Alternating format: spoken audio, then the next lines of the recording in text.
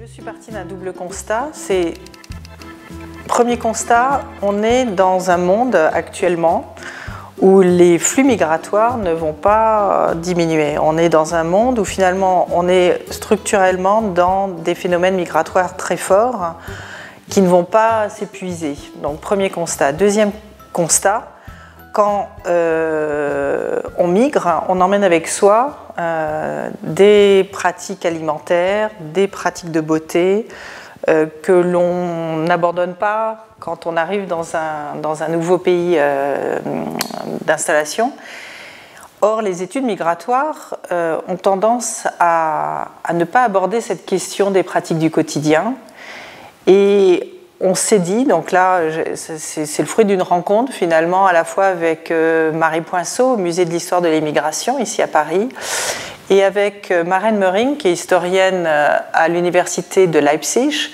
On s'est dit, il faut qu'on se saisisse de ces questions-là dans une perspective franco-allemande. On est dans deux grands pays européens, deux grandes histoires migratoires, mais très différentes, avec des champs aussi structurés différemment. Nous, traditionnellement, on voit les questions de nationalité d'après les questions de droit du sol, les Allemands plutôt du droit du sang, avec cette notion ethnique de la nationalité allemande.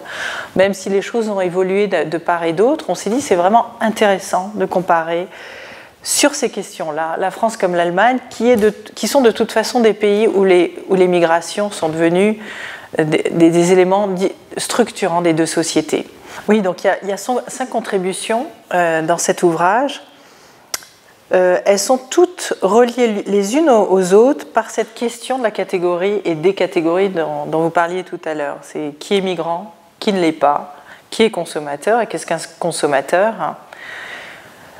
Chacune va l'aborder de façon avec un éclairage différent.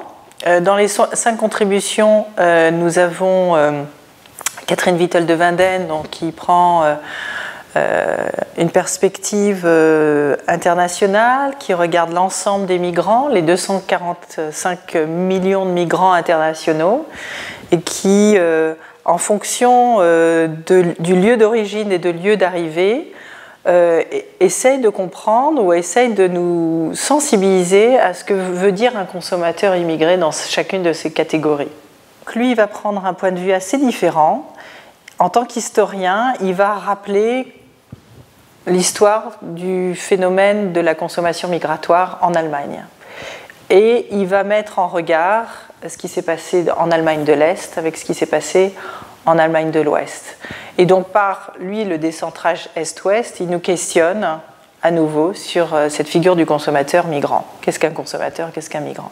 Et elle va commencer son article avec des textes de chansons de rappeurs, notamment, issus de l'immigration, qui vont montrer la place dans la culture allemande, la place des jeunes issus de l'immigration. Amina Becher va le faire en sciences de gestion, donc elle est en sciences de gestion, elle va le faire du côté français, en se posant la question de qu'est-ce que c'est que le marketing ethnique en France. Est-ce que c'est une façon de renforcer le stigmate ou au contraire de donner une existence à des personnes qui n'en avaient pas? Dans les points de vente notamment, un certain nombre de femmes, sur les pratiques de beauté par exemple, ne trouvent pas de produits qui leur sont adaptés. Par exemple, pour le cheveu crépus. Maintenant, ça va un peu mieux en France, mais en Allemagne, il y a encore beaucoup à faire.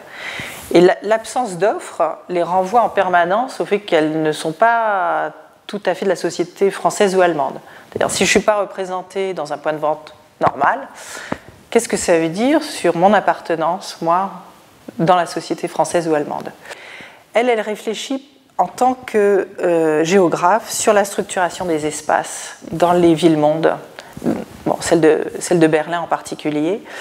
Et elle montre dans son article, finalement, les entrepreneurs migrants sont à la base, ou en tout cas sont à l'origine d'une transformation de la ville de Berlin. Et eux qui étaient en quelque sorte à la marge, sont aujourd'hui un des avantages comparatifs, en tout cas valorisés par les villes, comme comme Berlin qui dit toujours pauvre mais sexy, pauvre mais cool. Donc il y a toujours cette notion, on va valoriser une forme d'ethnicité, ou en tout cas on va valoriser le fait qu'on est multiculturel pour vendre la ville de Berlin.